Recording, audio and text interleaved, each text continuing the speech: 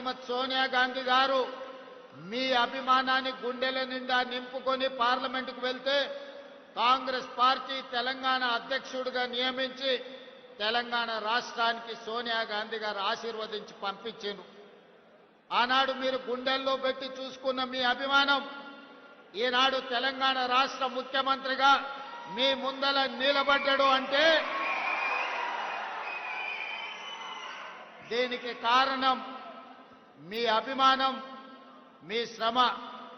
ఆనాటి ఎన్నికల్లో మీ రక్తాన్ని చెమటగా మార్చి మీరు గెలిపించారు కాబట్టి ఈనాడు తెలంగాణ రాష్ట్రానికి ముఖ్యమంత్రిగా మీ ముందల నిలబడ్డాను.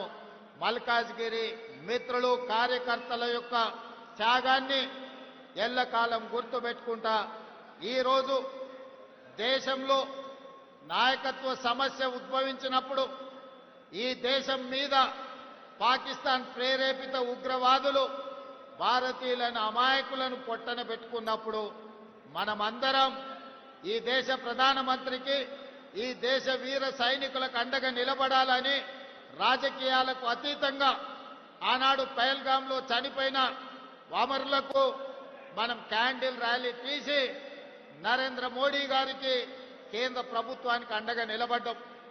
ఆనాడు మనమందరం వేలాదిగా నక్లెస్ రోడ్డులో ర్యాలీ నిర్వహించి ప్రధానమంత్రికి కేంద్ర ప్రభుత్వానికి ఒక మాట చెప్పినాం. భారతీయుల గుండెల్లో తుపాకీ తూటాలు దించిన ఒక్కడు కూడా బతికి ఉండొద్దు. ప్రేరేపించిన దేశం ప్రపంచం ముఖ చిత్రంలో ప్రపంచం పటంలోనే పాకిస్తాన్ కల్పించొద్దు. నువ్వు తూడ్చిపెట్టు. 4 కోట్ల తెలంగాణ ప్రజలు నీకు అండగా నిలబడతారని నక్లెస్ రోడ్డు మీద నుంచి మనము వారికి మద్దతు పలికినాం.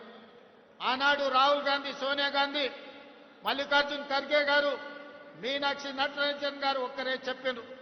దేశ భద్రతకు సంబంధించిన విషయం వచ్చినప్పుడు రాజకీయాలకు అతీతంగా మనందరం కలిసి ఉండాలి. ఎన్నికలు వచ్చినప్పుడే రాజకీయాలు, దేశ భద్రతకు సంబంధించిన విషయం వచ్చినప్పుడు 140 కోట్ల మంది ఏకమై మన మీద దండెత్తే వారిని తుద ముట్టించే వరకు మనం అందరం కలిసికట్టుగా ఉండాలి. మనం కలిసి పోరాడాలి. ఈ దేశాన్ని గెలిపించుకోవాలి. సైన్యానికి అండగా నిలబడాలి అని మనకు ఉద్బోధించారు. ఆ ఉద్బోధనలతో మనమందరం దేశంలో ప్రధానమంత్రికి, ప్రభుత్వానికి అండగా నిలబడ్డాం. ఆనాడు పాకిస్తాన్ మీద యుద్ధం చేయాలన్నా వద్దా, పాకిస్తాన్ను ఏ విధంగా ఎదుర్కోవాలి అని ప్రధానమంత్రి అఖిలపక్షం పిలిస్తే అఖిలపక్ష సమావేశానికి రాహుల్ గాంధీ గారు, మల్లికార్జున్ ఖర్గే గారు హాజరయ్యి సంపూర్ణంగా విశ్వాసం ప్రకటించడమే కాదు సంపూర్ణమైన మద్దతు కేంద్ర ప్రభుత్వానికి ప్రకటించారు. ఆనాడు మనం చెప్పినాం, ఇక్కడ తెలంగాణ నడిగడ్డ మీద నుంచి ఇందరమ్మ సాక్షిగా చెప్పడమే కాదు పార్లమెంటులో అఖిలపక్ష సమావేశంలో మల్లికార్జున్ ఖర్గే గారు, రాహుల్ గాంధీ గారు స్పష్టంగా చెప్పిండ్రు. ఇది ఒక అవకాశం మన మీద దాడి చేసిన పాకిస్తాన్ కి గుణపాఠం చెప్పడానికి.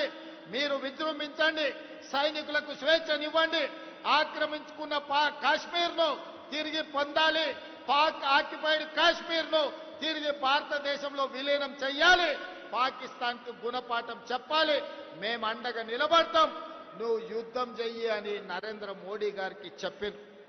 మరి ఈరోజు నేను అడుగుతున్న మిత్రులారా, ఆనాడు యుద్ధం చేయాలనుకున్నప్పుడు, ఆనాడు మన దేశం మీద, మన పౌరుల మీద దాడి చేసినప్పుడు అఖిల పక్షాన్ని పిలిచి అన్ని ఆలోచనలు చేసి ఆనాడు మా అందరి మద్దతు తీసుకున్నాడు. ప్రధానమంత్రి నరేంద్ర మోడీ గారికి మేము అండగా నిలబడి, మీరు యుద్ధం చెయ్యండి, మేము అండగా నిలబడతాం, మేము సమర్థిస్తాం రాజకీయాలకు అతీతంగానే కాంగ్రెస్ పార్టీ ఆనాడు స్పష్టంగా ప్రధానమంత్రి నరేంద్ర మోడీ గారికి చెప్పడం జరిగింది.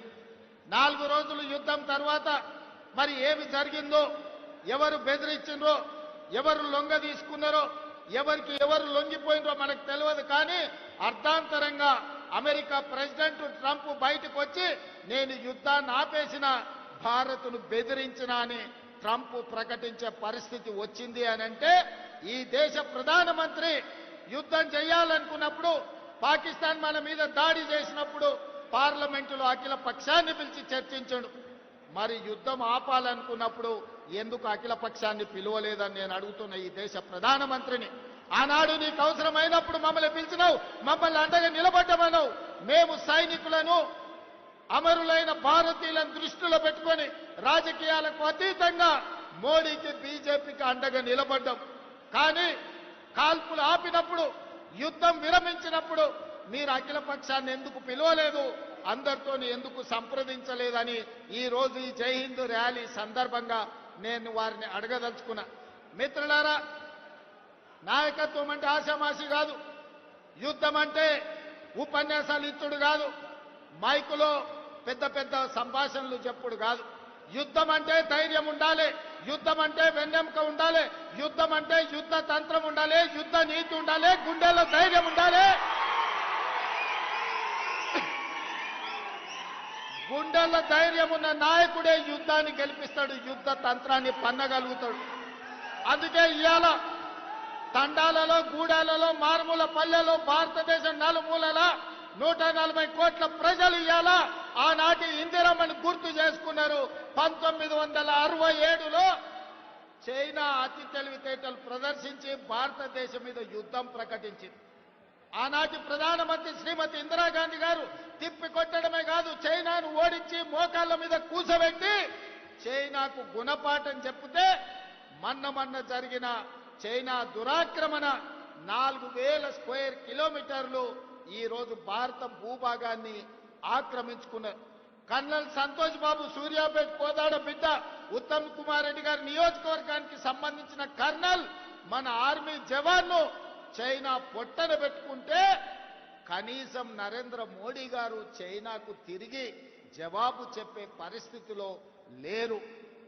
ఆనాడు చైనా మన సరిహద్దులు దాటితే ఇందిరాగాంధీ గారు తరమడమే, పొలిమేర్లు దాటే వరకు, సరిహద్దులు దాటే వరకు తరమడమే కాదు, చైనాను 1967లో ఓడించి ప్రపంచ దేశాలకు సందేశాన్ని ఇచ్చిండ్రు.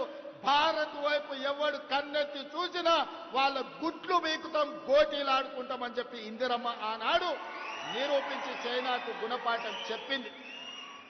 మిత్రులారా, 1971లో పాకిస్తాన్ దేశానికి అమెరికా అండగా నిలబడి భారతదేశాన్ని ఆక్రమించుకోవాలని భారతదేశం మీద యుద్ధం చేయడానికి ముందుకొచ్చారు.